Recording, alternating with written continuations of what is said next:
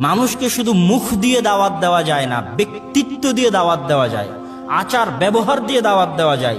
যেই দাওয়াতি কাজটা সাহাবীরা করতেন, যেই দাওয়াতি কাজটা রাসূল সাল্লাল্লাহু আলাইহি ওয়াসাল্লাম করেছেন, সেটা যে ব্যক্তিত্ব দিয়ে দাওয়াত দেওয়া, আচার ব্যবহার দিয়ে দাওয়াত দেওয়া।